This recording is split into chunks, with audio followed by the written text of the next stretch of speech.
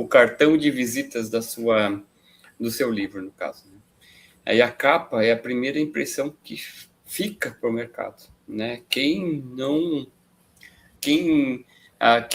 nunca passou numa livraria, seja ela virtual, seja ela física, e passou o olho por uma série de livros na prateleira lá, e de repente uma capa chamou a atenção pela cor, pelo design da capa, pelos elementos gráficos, ou pela fonte que utilizou, ou por um símbolo, pelo nome do autor, pela editora, muitas vezes também, né? Pô, essa editora que publica livros muito legais, né?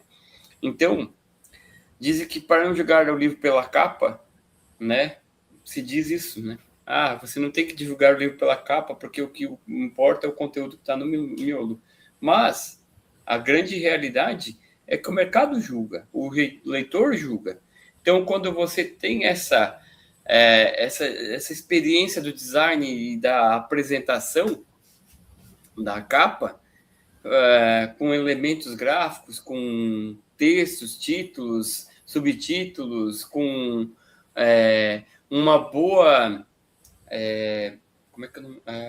um resumo, um bom resumo, uma boa sinopse do seu livro, chama a atenção do seu leitor. E aí a capa é o primeiro ponto de contato com o seu leitor. É pela capa que ele vai comprar o seu livro, ele vai ler o resumo da sinopse lá e ele vai olhar assim, caramba, é esse livro que eu estava buscando. Muitas vezes está envolto no shrink, no plástico, e ele não tem a oportunidade de folhear para dar uma olhada dentro do livro. Então, essa primeira impressão da capa, a primeira impressão que fica é a capa. E a capa é o principal fator de atração para a decisão do seu leitor comprar ou não comprar o seu livro. Né? Essa frase de que não se julga o livro pela capa e sim pelo conteúdo, ela é muito bonita na teoria, mas na prática, quando você vai comprar um livro, quando você vai numa livraria para buscar um livro sobre um determinado... quero aprender a escrever. Aí tu chega lá, pede para o vendedor e fala assim... eu queria um livro que me mostrasse como escrever, como aprender a escrever. Aí o que acontece? O vendedor, o próprio vendedor vai te indicar livros. Ele vai te mostrar 3, 4 livros e você olhar assim, poxa, o livro da capa amarela, ou da capa roxa, ou da capa verde, a psicologia das cores já é a primeira impressão que fica. E aí você vai olhar, opa, o verde me chamou a atenção porque eu gosto mais de verde. Deixa eu ver o que tem esse livro aqui. Aí olha o título, pô, um design gráfico bonito, com elementos gráficos interessantes. Vira na quarta capa e vê uma boa sinopse que desperta a curiosidade e a vontade do leitor ler. Faz com que o quê? A sua capa tenha um destaque na multidão. E quando ela tem um destaque na multidão, o que acontece? Ela passa a ser percebida não só por um leitor, por vários leitores. Então, investir num design de capa, investir com profissionais que conheçam todo esse processo de psicologia, de como o teu leitor busca a capa, é importante, né? Eu costumo dizer que, assim, não adianta você ter uma história boa, uma história que vai impactar vidas, né? Que vai transformar, que vai fazer com que pessoas tenham conhecimento, se você vai economizar no design da capa. Eu diria para ti assim que você deve procurar, sim, profissionais como a editora NPE, que criam capas que despertem o interesse do seu leitor, porque, afinal de contas, né, Gisele, a capa é o cartão de visitas da sua história, né?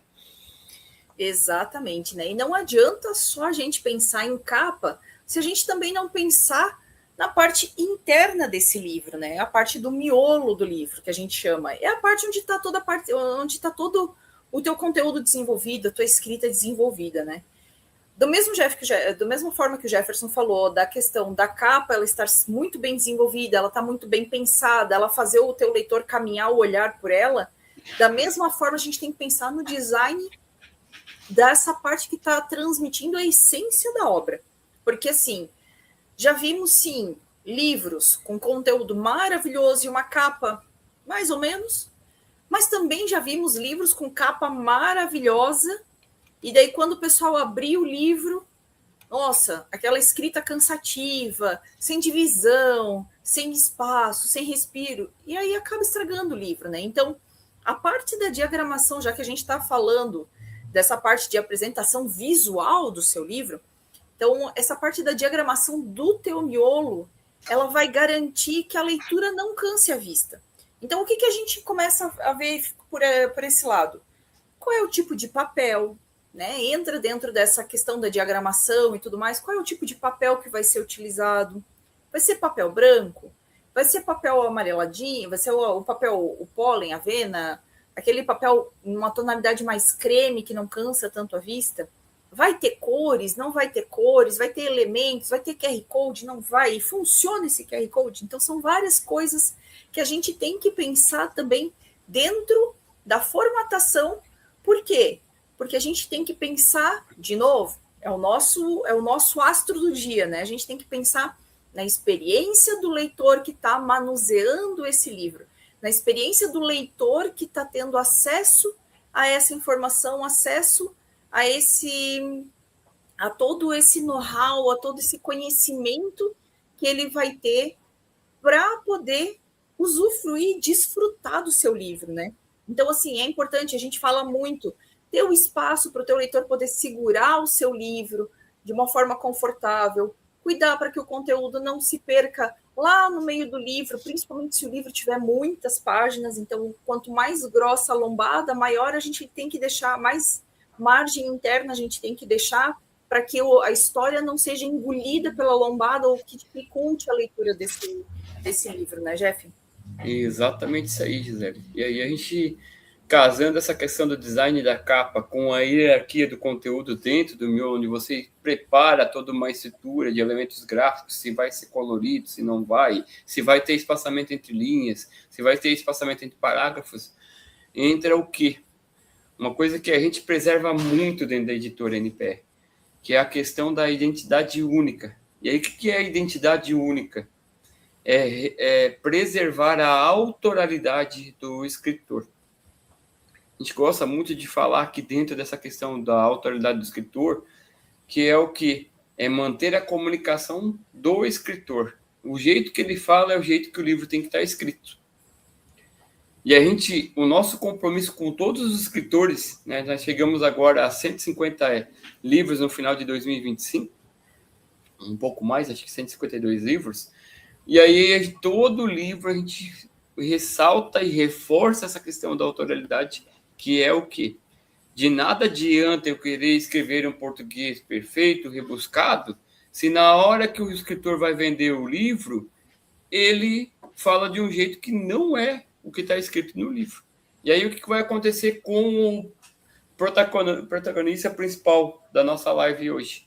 Cara, quando eu comprei o livro do Jefferson, ele falava de um jeito e agora estou vendo aqui a outra pessoa escrevendo. Então, respeitar essa questão da comunicação, do jeito como o escritor comunica verbalmente, também é respeitado dentro da escrita do livro, né? Então, toda essa questão de comunicação, ele é feito, né, por seres humanos. Nossa equipe, nós trabalhamos com um trabalho artesanal, mantendo que a originalidade do livro, né? E aí entra toda a questão do quê? De que não é somente garantir a identidade visual, seja na capa, seja no miolo, com os elementos de hierarquia de conteúdo, mas sim garantir que a mensagem ela seja entregue e preservada de acordo com a forma como o escritor fala, da forma como o autor se comunica. E aqui entra toda uma questão que a gente já citou de outras lives, de termos regionais, da forma como o escritor se comunica, da forma como a determinada região recebe a mensagem. O mais importante, o foco da nossa editora em relação ao escritor, respeitando o trabalho dele e, claro, respeitando acima de tudo os leitores desse livro, é manter a originalidade, é manter a autoralidade na comunicação, tanto verbal quanto escrita do escritor, né, Gisele?